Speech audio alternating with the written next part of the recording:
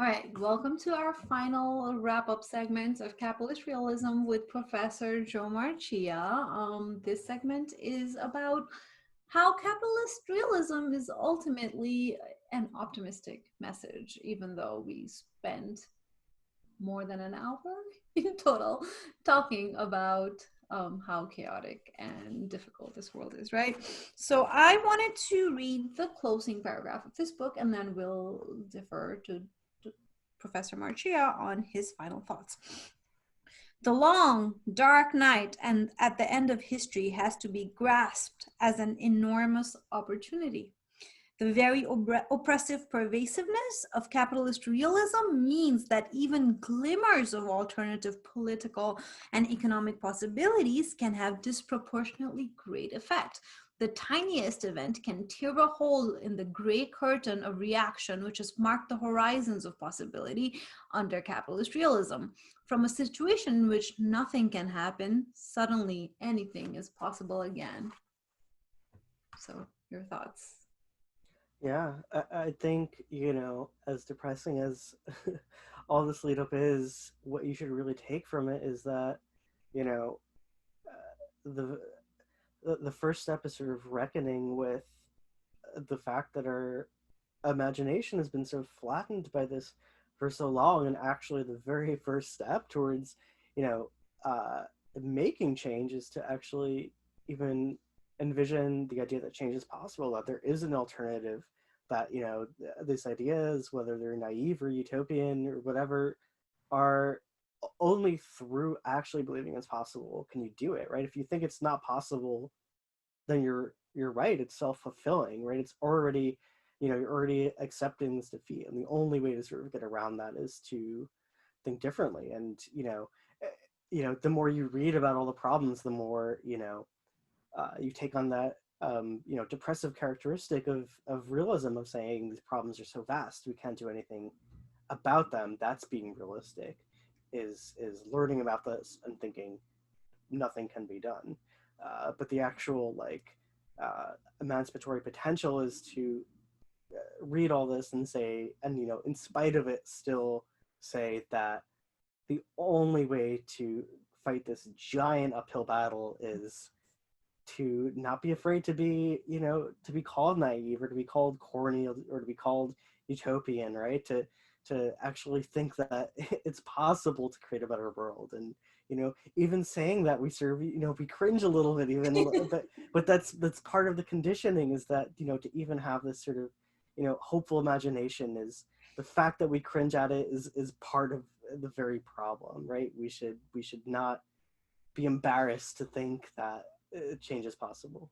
Absolutely. Be naive, be utopian. I mean, at least it's cool and interesting, right? Just like feeling deflated is not. It's not going to result in anything, and it's gonna have the self-fulfilling prophecy. So envision life like and the learning of sociology as a galaxy brain meme, where at one level, at the lowest level of cognition, you're like, everything is wonderful, there is no problem, society is totally fine as it is, and I'm going to go to the beach and go to bed, right? That's one level. And then you learn more about society, and then you get to this level where it's like, wow, the problems of society are vast, and there's so much chaos, and it's, the more I learn about it, the scarier and undefeatable these problems seem. That's the medium take.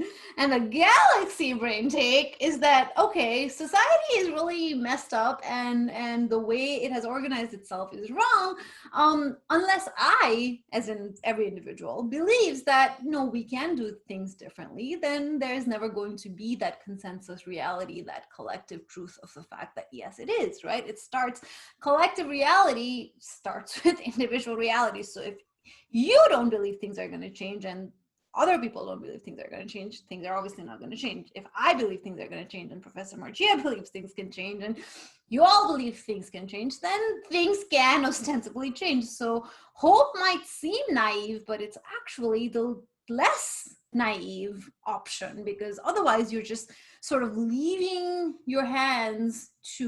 the future of our society into the invisible forces of capitalist realism that are not going to be challenged by virtue of you not challenging them, right? So it's hard. I mean, we are professional sociologists. It's hard to be professional sociologists and be optimistic, as you can imagine, but it is possible. And more importantly, I think Mark Fisher's main contribution and argument is that it's not only possible, it is necessary. It is crucial at this moment in history and time that we challenge capitalist realism, at least at the individual level, by challenging these defeatist ideas that change is not possible. I mean, for example, we talked about this in another video. When COVID happened, things changed overnight, and nobody was trying to tell us that they couldn't, because there was no choice, right? When we're put into those situations, change can happen. So change is possible and it occurs. And, you know, with the social movements in the United States lately, you know, with the Black Lives Matter movement, once people were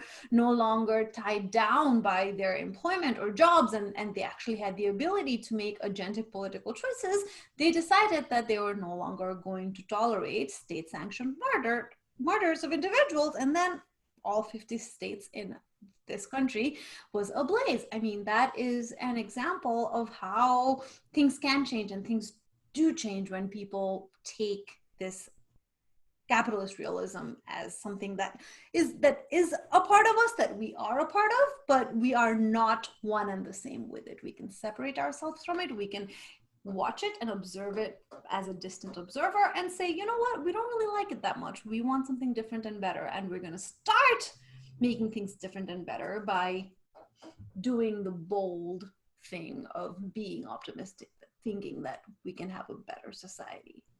Right. And that's really the history of all successful social movements. I mean, from civil rights or LGBT rights, you know, in this country, but also abroad, right? I mean, it does start with someone saying, you know, that something else is possible, and going against all the real, you know, the real things that are happening, and saying that we created the structure we're in and we can uncreate it. It's not set in stone. The history is something that people write, and, you know, how difficult that is, however, you know, much the cards are stacked against you.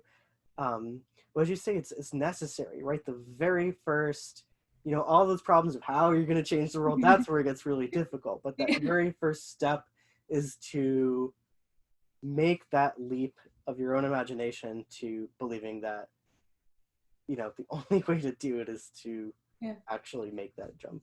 Yeah, I mean, that's the capitalist realist lens, is that understanding that, yes, there's a big mountain to climb, but we cannot even begin to start climbing it without climbing the mountain of our own rejection of change, until we accept that hope is not naive and hope is, in fact, the smartest choice in this chaotic world. Until we make that choice, the rest of it is not going to be so easy. I mean, the rest of it is never going to be easy, but until we make that choice, the rest of it is not going to be possible, right? When we talk about what is achievable, only that we can imagine can we bring into reality, right? So we have to be able to imagine good things, and we have to be able to imagine a society that isn't based on brutal exploitation. And until we do, as long as we stop ourselves from allowing ourselves to envision that society, we are playing into this capitalist realism, and we're reinforcing it, and we're allowing it to thrive, and we're not challenging it in any means.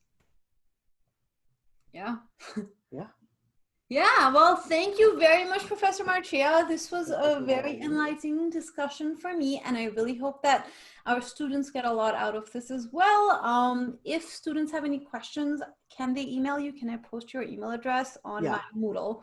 Okay, so Professor Marchia's contact information will be on Moodle. DLDR of this 2-hour-long series, hope is good. Not having hope is not good. All right. That's a very, very short summary of these complex and fun ideas. And we're going to be coming back to this text a lot as we talk about different topics like social movements and media and propaganda and etc. for the rest of the semester. All right, we've kept you long enough. Thank you again, Professor Marchia. Have a good evening.